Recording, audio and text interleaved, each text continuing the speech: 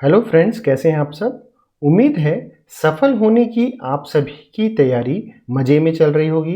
आपकी सफलता में सहायक बन सकूं, इसी उद्देश्य के साथ आज प्रस्तुत है ह्यूमन बॉडी से रिलेटेड 50 अत्यंत महत्वपूर्ण प्रश्नों का संग्रह, जो सभी परीक्षाओं की दृष्टि से महत्वपूर्ण होने जा रहा है।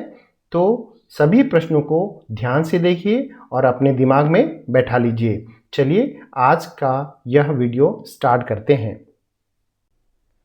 पहला प्रश्न, मानव शरीर के रक्त परिसंचरण तंत्र को किसने सर्वप्रथम बताया।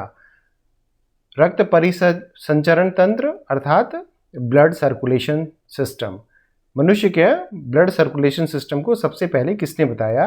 Options, William Harvey, Robert Hooke, Robert brown और कार्ल लीनियस। तो दोस्तों, आप सभी को ज्ञात होगा कि जो रक्त परिसंचरण तंत्र है उसकी खोज सबसे पहले विलियम हार्वे ने की थी। अर्थात उन्होंने डिस्क्राइब किया कि आर्टरी और वेन्स के माध्यम से एक कंप्लीट सर्किट में ब्लड बहता है और यह सर्किट हृदय से स्टार्ट होता है और वापस यह हृदय में आकर मिल जाता है। तो ऑप्शन ए, विलियम हार्वे, मानव के रक्त परिसंचरण तंत्र की खोज।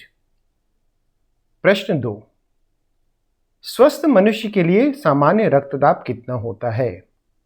Options, 100/25 mm of Hg, 120/80 mm of Hg, 80/80 mm of Hg और 80/150 mm of Hg। तो दोस्तों, आप सभी को ज्ञात है कि जब हम स्वस्थ मनुष्य का रक्तदाब की बात करते हैं तो इसमें सिस्टोलिक और डायस्टोलिक अर्थात जब हृदय संकुचित होता है तब उस समय नॉर्मल प्रेशर कितना बनता है और जब हृदय विस्तारित होता है, फैलता है, तो उसका हृदय दाब कितना बनता है, रक्तदाब कितना बनता है, यह मेज़र किया जाता है पारे के स्तंभ के द्वारा। और इसका जो नॉर्मल ब्लड प्रेशर होता है वह 120/80 मिलीमीटर ऑफ Hg होता है। तो ऑप्शन बी सही उत्तर है। इसमें 120 जो है वह सिस्टोलिक बीपी होता है, जबकि 80 डायस्टोलिक बीपी होता है। हृदय के संकुचन और फैलाव के समय जो ब्लड प्रेशर डेवलप होता है वही हमारा नॉर्मल ब्लड प्रेशर होता है। यदि इससे अधिक ब्लड प्रेशर हो तो उसे हाई ब्लड प्रेशर कहा जाता है और यदि इससे कम ब्लड प्रेशर हो तो उसे लो ब्लड प्रेशर कहा जाता है।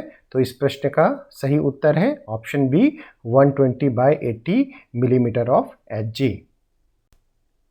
अगला प्रश्न देखिए, मनुष्य के रक्त परिसंचरण तंत्र में एकमात्र धमनी जिसमें अशुद्ध रक्त बहता है वह है। ऑप्शंस, महाधमनी, महाशिरा, फुसफुसी शिरा, फुसफुसी धमनी। तो दोस्तों, आप सभी को ज्ञात होगा कि जो हमारे बॉडी में धमनी होती है अर्थात आर्टरी होती है उसमें सामान्य तौर पर शुद्ध रक्त यानी कि प्योर ब्लड बहता है, परंतु हमारे बॉडी में एक ऐसा भी धमनी होता है जिसमें अशुद्ध रक्त बहता है और वह धमनी होती है फुसफुसी धमनी, जिसे कि हम इंग्लिश में पल्मोनरी आर्टरी कहते हैं। पल्मोनरी आर्टरी एकमात्र ऐसी आर्टरी है, धमनी है, जिसमें अशुद्ध रक्त बहता है। सामान्य तौर पर हमारे हृदय में जो अशुद्ध रक्त आता है वेन्स के माध्यम से, उसे प्योर होने के लिए, उसके शुद्धिकरण के लिए उसे लंग्स में भेजा जाता है। तो हृदय से अशुद्ध रक्त को पल्मोनरी आर्टरी यानी कि फुसफुसी धमनी के माध्यम से लंग्स में भेजा जाता है। तो इस प्रश्न का सही उत्तर है फुसफुसी धमनी। अगला प्रश्न देखें, मनुष्य के रक्त परिसंचरण तंत्र में एकमात्र शिरा जिसमें शुद्ध रक्त बहता है वह है महाधमनी, महाशिरा, फुसफुसी शिरा, फुसफुसी धमनी। तो जैसा कि अभी हमने देखा कि फुसफुसी धमनी में अशुद्ध रक्त बहता है और इस प्रश्न में शिरा के बारे में पूछा गया है अर्थात वेन्स के बारे में पूछा गया है। तो दोस्तों, हमारे बॉडी में एकमात्र शिरा जिसमें शुद्ध रक्त बहता है वह है फुसफुसी शिरा अर्थात pulmonary vein. Pulmonary vein lung से जो हमारे फेफड़े होते हैं वहाँ से शुद्ध रक्त को हृदय तक लाता है और हृदय के माध्यम से शुद्ध रक्त को पूरे बॉडी में डिस्ट्रीब्यूट कर दिया जाता है। तो इस प्रश्न का सही उत्तर है ऑप्शन सी, फुसफुसी शिरा। अगला प्रश्न देखिए, मानव के आहार नाल का सबसे लंबा भाग कौन सा होता है? ऑप्शंस आमाशय, ग्रहणी, बड़ी आंत और छोटी आंत। तो जो हमारा डाइजेस्टिव सिस्टम है, जो हमारा एलिमेंट्री कैनाल है, उसका सबसे लंबा भाग होता है हमारे बॉडी में छोटी आंत, जिसे कि हम स्मॉल इंटेस्टाइन कहते हैं। आमतौर पर ये जो स्मॉल इंटेस्टाइन है वह लगभग 7 मीटर के आसपास होता है, 6.5 से 7 मीटर। पर्सन टू पर्सन ये डिफर भी करता है, लेकिन ऑन एन एवरेज यह 7 मीटर के आसपास होता है। तो यह हमारे एलिमेंट्री कैनाल का, आहार नाल का सबसे लंबा भाग होता है। अगला प्रश्न, पित्तरस कहाँ से स्त्रावित होता है? जो बाइल होता है वह कहाँ से स्त्रावित होता है? यकृत, आमाशय, छोटी आंत, इनमें से कोई नहीं। तो जो बाइल रस है यानी कि पित्तरस, वह हमारे बॉडी में यकृत से स्त्रावित होता है और यह सामान्य तौर पर वसा अर्थात फैट के पाचन में हमें सहायता प्रदान करता है। फैट के पाचन में सहायता देता है पित्तरस। ऑप्शन ए यकृत सही उत्तर है इसका। मनुष्य के श्वसन तंत्र में एक ग्लूकोज अणु के ऑक्सीकरण से कितने एटीपी अणु प्राप्त होते हैं? जैसा कि आप सभी को मालूम है कि हमारे श्वसन के दौरान जो ग्लूकोज अणु होता है उसका ऑक्सीकरण होता है और उसी के ऑक्सीकरण से हमें एनर्जी मिलती है। यह एनर्जी हमें एटीपी मॉलिक्यूल के माध्यम से मिलती है। एटीपी अर्थात एडिनोसिन ट्राइफॉस्फेट। तो हमारे बॉडी में जब एक ग्लूकोज अणु का ऑक्सीकरण होता है तो टोटल 38 एटीपी अणु प्राप्त होते हैं। तो इस प्रश्न का सही उत्तर है ऑप्शन सी, 38 एटीपी। अगला प्रश्न देखते हैं, मनुष्य में श्वसन प्रक्रिया का नियंत्रण कहाँ से होता है? Options cerebrum, medulla oblongata, cerebellum, hypothalamus. हमारे बॉडी में जो श्वसन प्रक्रिया है उसका नियंत्रण होता है मेडुला ऑब्लंगेटा से। दोस्तों, आप सभी को ज्ञात होगा कि ये जो मेडुला ऑब्लंगेटा है यह न केवल श्वसन की दर को नियंत्रित करता है बल्कि भूख लगना, प्यास लगना, तापमान का नियंत्रण, लार का स्त्रवण, जो प्रतिवर्ती यानी कि रिफ्लेक्स एक्शन होता है और अनैच्छिक क्रियाएं होते हैं, उन सभी का नियंत्रण मेडुला ऑब्लंगेटा के माध्यम से होता है। मानव उत्सर्जी पदार्थ की दृष्टि से किस प्रकार का जीव है? उत्सर्जी पदार्थ अर्थात हमारे बॉडी से जो एक्सक्रीटरी मटेरियल उत्सर्जन होता है उसके अनुसार हम किस प्रकार के जीव हैं? ऑप्शंस एमिनोटेलिक, यूरिकोटेलिक, यूरियोटेलिक और इनमें से कोई नहीं। तो मनुष्य का जो उत्सर्जी पदार्थ है वह यूरियोटेलिक है, अर्थात ह्यूमन बॉडी से यूरिया का उत्सर्जन होता है। सभी मैमल, सभी स्तनधारी जीव जो होते हैं वो यूरियोटेलिक होते हैं, अर्थात यूरिया का उत्सर्जन करते हैं। तो इस प्रश्न का सही उत्तर है ऑप्शन सी, यूरियोटेलिक। दोस्तों, आप सभी को ज्ञात होगा कि एमिनोटेलिक ऐसे जीवों को कहा जाता है जो अपने बॉडी से अमोनिया का उत्सर्जन करते हैं। उदाहरण के लिए जो कीट ग्रुप के हैं, जो इंसेक्ट हैं, एस्केरिस, केचुआ आदि, वह अमोनिया का उत्सर्जन करते हैं, अर्थात वे एमिनोटेलिक जीव हैं। जबकि यूरिकोटेलिक जीव ऐसे जीवों को कहा जाता है जो यूरिक एसिड का उत्सर्जन करते हैं। उदाहरण के लिए पक्षियाँ, जो पक्षी होते हैं वो यूरिकोटेलिक जीव हैं, जबकि मनुष्य सहित सभी स्तनधारी यूरियोटेलिक जीव होते हैं। अगला प्रश्न देखिए, सभी कशेरुकी प्राणियों में उत्सर्जी अंग के रूप में पाया जाने वाला अंग है? ऑप्शंस यकृत, प्लीहा, छोटी आंत और वृक्क। सभी कशेरुकी प्राणी अर्थात जितने भी वर्टिब्रेट्स हैं उनमें उत्सर्जी अंग एक्सक्रीशन में हेल्प करने वाला अंग कौन सा है? तो आप सभी को ज्ञात होगा कि हमारे बॉडी में जो किडनी है यानी कि वृक्क, यह वह अंग होता है जो ब्लड में उपस्थित जो उपयोगी और अनुपयोगी पदार्थ को अलग कर देता है। तो चूंकि किडनी के माध्यम से अनुपयोगी पदार्थ ब्लड से अलग किए जाते हैं, अर्थात वृक्क हमारे बॉडी में उत्सर्जी अंग के रूप में कार्य करता है। ऑप्शन डी वृक्क इसका सही उत्तर है। अगला प्रश्न देखिए, मनुष्य के शरीर के किस हार्मोन की कमी से बौनापन होता है? सोमेटोट्रॉपिक हार्मोन, थायरॉक्सिन, इंसुलिन और ग्लूकागॉन। दोस्तों, आप सभी को मालूम होगा कि जो हार्मोन होते हैं वो हमारे बॉडी से अंतःस्रावी ग्रंथियों से निकलते हैं। जो एंडोक्राइन ग्लैंड्स होते हैं उनसे हार्मोन का सिक्रीशन होता है।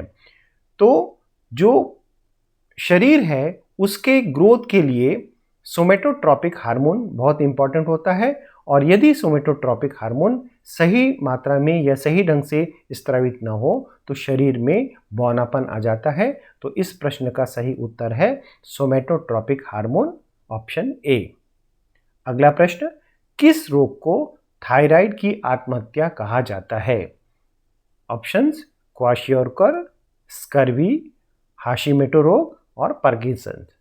दोस्तों, हमारी बॉडी में जो थायराइड सेल है उससे निकलने वाला हार्मोन थायरॉक्सिन बॉडी की जो मेटाबॉलिक एक्टिविटीज़ है उसे हमें काफ़ी मदद पहुंचाता है, परंतु कभी कभी थायराइड जो ग्रंथि है वह अपने ही सेल्स के खिलाफ एंटीबॉडी निर्माण करने लगती है, और इस एंटीबॉडी के प्रभाव के कारण थायराइड सेल्स जो है नष्ट होने लगते हैं। इस रोग को हाशिमोटो रोग कहा जाता है। तो इस प्रश्न का सही उत्तर है हाशिमोटो रोग को थायराइड की आत्महत्या कहा जाता है। किस ग्रंथि से आंसू का स्राव होता है? ऑप्शंस लैक्राइमल ग्रंथि, पीनियल ग्रंथि, पिट्यूटरी ग्रंथि या थायराइड ग्रंथि। तो दोस्तों, हमारी आंखों से जो आंसू निकलता है उसका जो स्रोत होता है वह लैक्राइमल ग्रंथि है। तो हमारी लैक्राइमल ग्रंथियों से आंसू का स्रवण होता है। ऑप्शन ए लैक्राइमल ग्रंथि राइट आंसर है। अगला प्रश्न, मानव नेत्र का कौन सा भाग कैमरे के डायफ्राम के समान कार्य करता है? ऑप्शंस कार्निया, आइरिस, रेटिना या इनमें से कोई नहीं। तो जैसा कि हमें मालूम है कि जो कैमरे का डायफ्राम होता है वह कम या ज़्यादा करके प्रकाश की मात्रा को नियंत्रित करता है, उसी प्रकार से हमारे नेत्र में जो आइरिस होता है वह रेटिना पर पड़ने वाले प्रकाश की मात्रा को कम या ज़्यादा करके रेगुलेट करता है। अतः इस प्रश्न का सही उत्तर है ऑप्शन बी आइरिस। आइरिस कैमरे के डायफ्राम के समान कार्य करता है। अगला प्रश्न देखें, मनुष्य के शरीर का कौन सा अंग प्रमुख संतुलन अंग है? ऑप्शंस आंख, मस्तिष्क, किडनी या कान का आंतरिक भाग। हमारी बॉडी में जो संतुलन के लिए आवश्यक अंग है वह कान का आंतरिक भाग होता है। वहीं से हमारे बॉडी में बैलेंसिंग का काम कंट्रोल होता है। अतः ऑप्शन बी कान का आंतरिक भाग यह इसका सही उत्तर है। अगला प्रश्न, जो पुरुष हार्मोन है टेस्टोस्टेरॉन उसका स्राव कहां से होता है? ऑप्शंस वृषण की सर्टोली कोशिकाओं से, बी जर्म कोशिका से, सी लेडिंग कोशिका से और डी इनमें से कोई नहीं। तो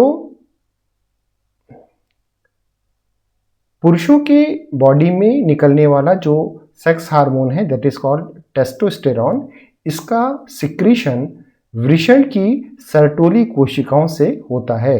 तो इसका सही उत्तर है वृषण की सर्टोली कोशिकाओं से। अगला प्रश्न, शिशु के जन्म के समय शिशु शरीर में कुल कितनी हड्डियां होती हैं? जो ऑप्शंस दिए गए हैं 206, 250, 300 या 311। जैसा कि हम सभी को मालूम है कि जो एक वयस्क व्यक्ति होता है उसके शरीर में 206 हड्डियां होती हैं, परंतु जब कोई शिशु जन्म लेता है उस समय उसके बॉडी में कुल 300 हड्डियां होती हैं। धीरे धीरे ये हड्डियां आपस में फ्यूज हो जाती हैं और वयस्क होते होते हड्डियों की संख्या घटकर 206 तक पहुंच जाती है। अतः इस प्रश्न का सही उत्तर है ऑप्शन सी 300। अगला प्रश्न, मनुष्य के शरीर में निषेचन क्रिया कहाँ संपन्न होती है? फैलोपियन ट्यूब, यूटेरस, अंडाशय या वृषण। तो जो ह्यूमन बॉडी सिस्टम है उसमें जो निषेचन यानी कि फर्टिलाइजेशन रिएक्शन होता है वह फीमेल फैलोपियन ट्यूब में होता है। तो इसका सही उत्तर है ऑप्शन ए फैलोपियन ट्यूब। अगला प्रश्न देखें, मनुष्य के शरीर का वह कौन सा भाग है जहां रक्त संचार नहीं होता है? ऑप्शंस त्वचा, कॉर्निया, हृदय या यकृत। तो दोस्तों, जैसा कि आपको मालूम है कि हमारी त्वचा में रक्त का संचार होता है, हमारे हृदय में तो रक्त का संचार रहता ही है, यकृत में भी ब्लड कैपिलरीज रक्त पहुंचाती है, परंतु हमारे आँख में जो कॉर्निया होता है जो कि उसका सबसे बाहरी लेयर होता है उसमें ब्लड सर्कुलेशन नहीं होता। इसीलिए ऑपरेशन के समय कॉर्निया का ट्रांसप्लांट किया जाता है। तो इस प्रश्न का सही उत्तर है ऑप्शन बी कॉर्निया। कॉर्निया में रक्त संचार नहीं होता है। अगला प्रश्न, हृदय धड़कन की क्रिया का नियंत्रण कहाँ से होता है? Medulla oblongata, cerebrum, spinal cord, cerebellum. तो हमारी जो हृदय धड़कन है वो एक प्रकार से अनैच्छिक क्रिया है और अनैच्छिक क्रिया का नियंत्रण कंट्रोलिंग जो होता है वो मेडुला ऑब्लोंगेटा से होता है। तो इस प्रश्न का सही उत्तर है मेडुला ऑब्लोंगेटा ऑप्शन ए।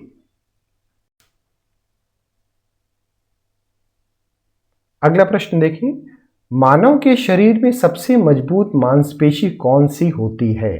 हृदय की पेशी, जीभ की पेशी, जांघ की पेशी या हाथ की पेशी। हमारे बॉडी में जो सबसे मजबूत मसल्स होता है वह जीभ के जो मसल्स होते हैं वो काफ़ी मजबूत होते हैं। तो इसका सही उत्तर है जीभ की पेशी। अगला प्रश्न, मनुष्य के शरीर की सबसे छोटी मांसपेशी का क्या नाम है? मनुष्य के शरीर में जो सबसे छोटी मांसपेशी है वह स्टेपीडियस है। तो इसका सही उत्तर है ऑप्शन ए स्टेपीडियस। अगला प्रश्न, मानव शरीर की सबसे बड़ा आंतरिक अंग कौन सा होता है? यकृत, हृदय, किडनी या आमाशय। तो आप सभी को ज्ञात होगा कि हमारे बॉडी में जो हमारा लीवर होता है जिसे कि हम यकृत कहते हैं, ये सबसे बड़ा इंटरनल ऑर्गन है। तो इसका सही उत्तर है ऑप्शन ए यकृत। अगला प्रश्न, मानव के शरीर का सबसे बड़ा बाह्य अंग कौन सा है? यकृत, त्वचा, आमाशय और किडनी। तो जैसा कि आप सभी को मालूम है कि यकृत, आमाशय और किडनी जो है वो आंतरिक अंग है और सबसे बड़ा बाह्य अंग जो है वह त्वचा है, हमारा स्किन। तो इसका सही उत्तर है ऑप्शन बी त्वचा। मनुष्य के शरीर का कौन सा अंग रक्त में उपस्थित अशुद्धियों को दूर करता है? ऑप्शंस यकृत, प्लीहा, किडनी या हृदय। तो जैसा कि आप सभी को मालूम है कि हमारे बॉडी में जो हमारा किडनी होता है उसका मुख्य काम ब्लड में जो अशुद्ध पदार्थ होते हैं उसको अलग करना है और वहाँ से जो शुद्ध पदार्थ है वह या उपयोगी पदार्थ है वो वापस ब्लड में चल जाते हैं और जबकि अशुद्ध पदार्थ को एक्सक्रीशन के लिए अलग कर दिया जाता है। तो अशुद्धियों को दूर करने का मुख्य काम किडनी के द्वारा किया जाता है। इसका सही उत्तर है ऑप्शन सी किडनी। अगला प्रश्न, लाल रक्त कणिकाओं की आयु कितनी होती है? 20 से 40 दिन, 100 से 120 दिन, 25 दिन या 80 दिन। तो लाल रक्त कणिकाएं अर्थात रेड ब्लड कॉर्पसल्स, इसकी आयु मुख्य रूप से 100 से 120 दिन के बीच होती है। तो इसका सही उत्तर है ऑप्शन बी 100 से 120 दिन तक। अगला प्रश्न, श्वेत रक्त कणिकाओं की आयु कितनी होती है? ऑप्शंस 50 दिन, 45 दिन, 5 से 20 दिन या 100 से 120 दिन। तो जो श्वेत रक्त कणिकाएं हैं अर्थात WBC है, उनकी आयु 5 से 20 दिन होती है। अगला प्रश्न, रक्त समूहों की खोज किसने की थी? Options Gregor George Mendel, Karl Landsteiner, Watson Crick या एडिसन। तो जो ब्लड ग्रुप है यानी कि रक्त समूह, उसकी खोज करने का श्रेय कार्ल लैंडस्टीनर को प्राप्त है। उन्होंने ही ब्लड ग्रुप के बारे में लोगों को बताया। तो इसका सही उत्तर है ऑप्शन बी, कार्ल लैंडस्टीनर। अगला प्रश्न देखते हैं, सार्वत्रिक रक्तदाता समूह कौन सा है? ए, बी, AB या O। तो जैसा कि आप सभी को मालूम है, जो सार्वत्रिक रक्तदाता अर्थात यूनिवर्सल ब्लड डोनर जो ग्रुप होता है वह O ग्रुप होता है। अतः इसका सही उत्तर है ऑप्शन डी, O। अगला प्रश्न, सार्वत्रिक रक्तग्राही समूह कौन सा है? यूनिवर्सल ब्लड रेसिपिएंट ग्रुप कौन सा है? तो इसका सही उत्तर है ऑप्शन सी, AB ग्रुप। जो AB ग्रुप होता है वह अन्य सभी ब्लड ग्रुप से ब्लड ले सकता है। अतः इसे सार्वत्रिक रक्तग्राही समूह कहा जाता है। अगला प्रश्न, मनुष्य के शरीर की सबसे लंबी कोशिका का नाम क्या है? ऑप्शंस न्यूरॉन, त्वचा, एडिपस या वृषण। तो जैसा कि आप सभी को ज्ञात होगा, हमारे बॉडी में जो हमारा नर्वस सिस्टम होता है, जो तंत्रिका तंत्र होता है, उसकी जो इकाई होती है जिसे कि हम न्यूरॉन कहते हैं, वो सबसे लंबी कोशिका होती है। तो इसका सही उत्तर है ऑप्शन ए, न्यूरॉन। मानव शरीर में उपस्थित सबसे बड़ी शिरा का नाम क्या है? Inferior vena cava, aorta, superior vena cava या वेन। तो दोस्तों आप सभी को ज्ञात होगा, जो शिराएं होती हैं उसमें मुख्य रूप से अशुद्ध रक्त बहता है और शिराओं के माध्यम से अशुद्ध रक्त ब्लड प्यूरिफिकेशन के लिए हार्ट तक लाया जाता है। तो ये मुख्य कार्य जो है वह इंफीरियर वेना केवा के द्वारा होता है, जो कि मानव शरीर में उपस्थित सबसे बड़ी शिरा होती है। तो इसका सही उत्तर है option A, inferior vena cava. अगला प्रश्न, शरीर में उपस्थित सबसे लंबी रक्त वाहिका कौन सी होती है? धमनी, महाधमनी, शिरा या कॉर्निया। तो जैसा कि आप सभी को ज्ञात होगा, हमारे बॉडी में सबसे लंबी रक्त वाहिका जो होती है वह महाधमनी होती है। ऑप्शन बी, महाधमनी इसका सही उत्तर है। मानव के शरीर में लगभग कितनी कोशिकाएं होती हैं? ऑप्शंस 20 मिलियन, 37 ट्रिलियन, 50 ट्रिलियन या 50 मिलियन। जैसा कि आपको सभी को मालूम है, मनुष्य का शरीर अनेक प्रकार की कोशिकाओं से मिलकर बना हुआ है। हमारे शरीर में हर कोशिकांग में लाखों की संख्या में कोशिकाएं होती हैं। तो यह एक एस्टिमेट किया गया है कि मनुष्य के शरीर में लगभग 37 ट्रिलियन कोशिकाएं होती हैं। तो इसका सही उत्तर है ऑप्शन बी, 37 ट्रिलियन। अगला प्रश्न, किस अंतःस्रावी ग्रंथि को मास्टर ग्रंथि कहा जाता है? थायराइड ग्रंथि, पिट्यूटरी ग्रंथि, अग्न्याशय ग्रंथि या एड्रिनल ग्रंथि। तो दोस्तों जैसा कि आप सभी को मालूम होगा, जो अंतःस्रावी ग्रंथियां होती हैं वो ऐसी ग्रंथियां होती हैं जिनसे जो सिक्रीशन निकलता है वह किसी डक्ट के माध्यम से अर्थात वाहिकाओं के माध्यम से सर्कुलेट नहीं होता, वह डायरेक्टली ब्लड में मिलता है। तो इसका जो सिक्रीशन होता है जिसे हम हार्मोन कहते हैं, वह अंतःस्रावी ग्रंथियों से निकलने वाला बहुत ही उपयोगी पदार्थ होता है। और हमारे बॉडी में जितनी भी अंतःस्रावी ग्रंथियां हैं उसका जो कंट्रोल है वह मस्तिष्क में उपस्थित पिट्यूटरी ग्रंथि के माध्यम से होता है, जिसे कि हम मास्टर ग्रंथि भी कहते हैं। तो इस प्रश्न का सही उत्तर है पिट्यूटरी ग्रंथि, जिसे कि हम मास्टर ग्रंथि कहते हैं। अगला प्रश्न, मनुष्य के शरीर की सबसे बड़ी अंतःस्रावी ग्रंथि का नाम क्या है? थायराइड, अग्न्याशय, एड्रिनल या हाइपोथैलेमस। तो हमारी बॉडी में जो सबसे बड़ी अंतःस्रावी ग्रंथि यानी कि एंडोक्राइन ग्लैंड है वह थायराइड ग्रंथि है जो कि हमारे गले में स्थित होती है। तो इस प्रश्न का सही उत्तर है थायराइड ग्रंथि। मानव शरीर में इंसुलिन का स्त्राव कहां से होता है? ऑप्शंस अग्न्याशय की अल्फा कोशिका से, अग्न्याशय की बीटा कोशिका से, थायराइड ग्रंथि से या वृषण से। तो दोस्तों, जैसा कि आप सभी को मालूम है कि हमारे बॉडी में जो इंसुलिन होता है उसका सिक्रीशन अग्न्याशय की बीटा कोशिकाओं से होता है। ये इंसुलिन हमारे बॉडी में उपस्थित ग्लूकोज को ग्लाइकोजन के रूप में परिवर्तित करती है, और यदि इंसुलिन का सिक्रीशन सही मात्रा में हो रहा है तो व्यक्ति हेल्दी होता है, वह डायबिटीज से बचा हुआ रहता है। परंतु यदि इंसुलिन का सिक्रीशन गड़बड़ हो जाए तो निश्चित तौर पर उस व्यक्ति को डायबिटीज हो जाता है। तो इस प्रश्न का सही उत्तर है अग्न्याशय की बीटा कोशिकाएं। अगला प्रश्न, मनुष्य के शरीर में सबसे बड़ी कोशिका कौन सी होती है? यकृत, अंडाणु, शुक्राणु या कॉर्निया। जैसा कि आप सभी को मालूम है कि हमारे बॉडी में जो कोशिकाएं हैं वह लाखों की संख्या में है, परंतु ये बहुत छोटी छोटी आकार की होती है। परंतु जितने भी यहाँ पर ऑप्शन दिए गए हैं, जैसे यकृत एक कोशिका नहीं है, वह मुख्य रूप से एक कोशिकांग है। जबकि यहाँ जो ऑप्शन बी दिया गया है अंडाणु, जिसे कि हम ओवम कहते हैं, जिसका सिक्रीशन अंडाशय से होता है, वह मनुष्य के शरीर में उत्पन्न होने वाली सबसे बड़ी कोशिका है। तो इसका सही उत्तर है ऑप्शन बी अंडाणु। बिलिरुबिन या बिलिवर्डिन क्या है?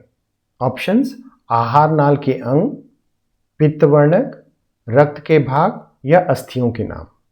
तो दोस्तों, ये जो बिलिरुबिन है या बिलिवर्डिन है, ये मुख्य रूप से पित्तवर्णक है, और इनका जो सिक्रीशन होता है वह हीमोग्लोबिन के विघटन के बाद उत्पन्न होता है। अतः ये इस प्रश्न का सही उत्तर पित्तवर्णक, ऑप्शन बी सही उत्तर है। अगला प्रश्न, मनुष्य के शरीर की एक कोशिका में कितने गुणसूत्र होते हैं? ऑप्शंस 44, 45, 46 या 50। तो दोस्तों, जैसा कि आप सभी को मालूम है कि हमारे शरीर में एक कोशिका में कुल 46 क्रोमोसोम्स होते हैं। तो इसका सही उत्तर है ऑप्शन सी 46। ये जो 46 क्रोमोसोम हैं वह 23 जोड़ियों में पाए जाते हैं। इनमें से 22 जोड़ी जो ऑटोसोम्स कहलाती हैं, और एक जोड़ी जो क्रोमोसोम होता है वह सेक्स क्रोमोसोम कहलाता है, और वही मनुष्य में लिंग का निर्धारण करता है। अगला प्रश्न, पुरुषों का लिंग गुणसूत्र कौन सा होता है? XX, XY, XXX या YY। तो दोस्तों, पुरुषों में जो लिंग गुणसूत्र होता है, जो हमारा सेक्स क्रोमोसोम होता है, वह XY क्रोमोसोम होता है। तो इसका सही उत्तर है ऑप्शन बी XY। अगला प्रश्न, स्त्रियों में लिंग गुणसूत्र कौन सा होता है? XX, XY, YY या Y। तो जो फीमेल बॉडी होता है उसमें जो सेक्स क्रोमोसोम यानी कि लिंग गुणसूत्र होता है वह XX प्रकार का गुणसूत्र होता है। तो इसका सही उत्तर है ऑप्शन ए XX। अगला प्रश्न, मानव नेत्र के लिए स्पष्ट दृष्टि की न्यूनतम दूरी कितनी है? 10 सेंटीमीटर, 25 सेंटीमीटर, 46 सेंटीमीटर या 50 सेंटीमीटर। तो दोस्तों, हमारे आंख की एक अपनी क्षमता होती है जिसके आधार पर स्पष्ट इमेज हमारी रेटिना पर बनता है, और यह पाया गया है कि जो 25 सेंटीमीटर है वह मानव नेत्र के लिए स्पष्ट दृष्टि की न्यूनतम दूरी है। यदि हम किसी वस्तु को अपनी आंख से 25 सेंटीमीटर की दूरी पर रखें तो उसका स्पष्ट प्रतिबिंब रेटिना पर बनता है। तो इस प्रश्न का सही उत्तर है ऑप्शन बी 25 सेंटीमीटर। अगला प्रश्न, मानव नेत्र में प्रतिबिंब कहाँ बनता है? ऑप्शंस कॉर्निया, रेटिना, आइरिस या ऑप्टिक नर्व पर। तो दोस्तों, हमारे बॉडी में जो नेत्र होता है उसमें प्रतिबिंब फॉर्मेशन जो है वह रेटिना पर होता है। तो मानव नेत्र में प्रतिबिंब का बनना रेटिना पर होता है। इसका सही उत्तर है ऑप्शन बी रेटिना पर। अगला प्रश्न देखें, यदि किसी व्यक्ति को पास की वस्तुएं स्पष्ट दिखाई नहीं देती हैं तो उसे किस लेंस का चश्मा दिया जाता है? उत्तल लेंस, अवतल लेंस, गोलीय लेंस या गोलीय दर्पण।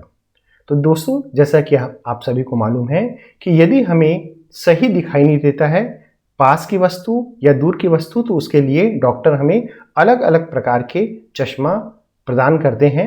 यदि किसी वस्तु को पास की वस्तु स्पष्ट दिखाई नहीं देती तो उसे डॉक्टर्स के द्वारा सही क्षमता का उत्तल लेंस दिया जाता है। उत्तल लेंस लगाने के बाद व्यक्ति को पास की वस्तुएं स्पष्ट दिखाई देने लगती है। ऑप्शन ए उत्तल लेंस इस प्रश्न का सही उत्तर है। अगला प्रश्न, यदि किसी व्यक्ति को दूर की वस्तुएं स्पष्ट दिखाई नहीं देती तो उसे किस लेंस का चश्मा दिया जाता है? उत्तल लेंस, अवतल लेंस, गोलीय लेंस या इनमें से कोई नहीं। तो दोस्तों, जैसा कि आप सभी को मालूम है कि यदि किसी व्यक्ति को दूर की वस्तुएं स्पष्ट दिखाई नहीं देती हैं तो उसे अवतल लेंस का चश्मा दिया जाता है। अवतल लेंस जिसमें कि माइनस पावर होता है, उसको लगाने के बाद व्यक्ति को दूर की वस्तुएं स्पष्ट दिखाई देने लगती हैं। इस दृष्टि दोष को हम मायोपिया कहते हैं। मनुष्यों में लिंग कोशिकाओं में कौन सा कोशिका विभाजन होता है? समसूत्री कोशिका विभाजन, अर्धसूत्री कोशिका विभाजन, द्विसूत्री कोशिका विभाजन या इनमें से कोई नहीं।